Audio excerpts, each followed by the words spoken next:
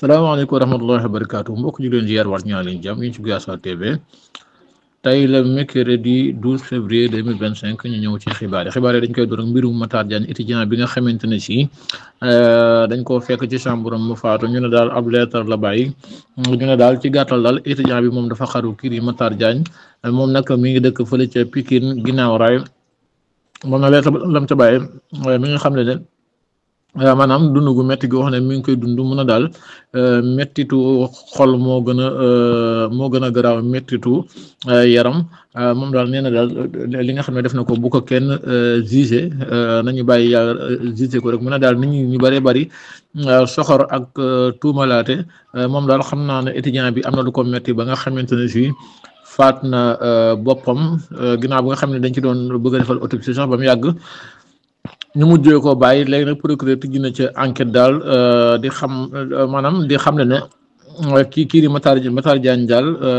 maanaam danañ gën a indi ay leeral ci lan moo ko fi jëlee lan moo ko faat daal waaw moom Matar Diagne mi nga xamante ni ci moo dëkk fële ca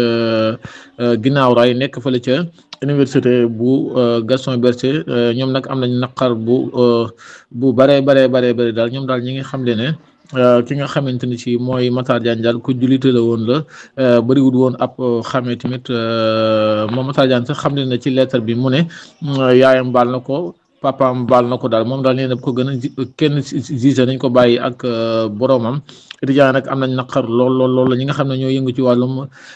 psychologie nag ñoom ñi nga xam ne daal lii daal war nañ cee jukk na étudiant yi moom fi nii jamono ji moom wàllum xaru geeg maanaam jàppanteeg way takk der yi daal mi ngi bëgg a bëri loolu lii daal état bi war na cee jukk taxaw ci indi ci ay mesures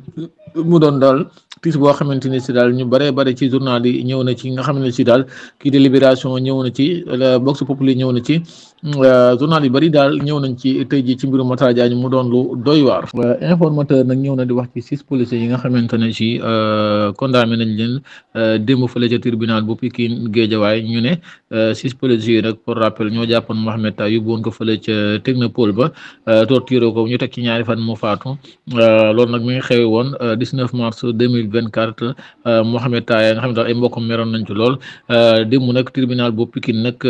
démb joxoon nañ ci série dogal daal ba xam ne daal 6 policiers tëj na leen 3 ans yoo xam ne dañ koy tëdd ba pare amande leen 50 millions waaye ñi nga xam ne ñooy njaboot ak Mohamed Tay nag nee na dañuy def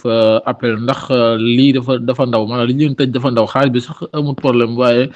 li leen tëj dafa ndaw ndax dañuy génnaat di ko defaat daal l'informateur daal lii la xamle démb dogal bi nga xam ne wàcc na ci tribunal bu Pikine tiis dal ci artistes yi ci Sénégal ñeel ñii di Super Étoile bu Youssou Ndour ñu ne ki nga xamante mooy Jimi Mbaye ñu xamoon ko ci wàllum guitare moom daal moo wàccub liggéey démb moom Jimi Mbaye mi ne ku ko xamee ko Youssou Ndour ndax Youssou Ndour sax mi nga xam ne lu toll ci ñaar fukki at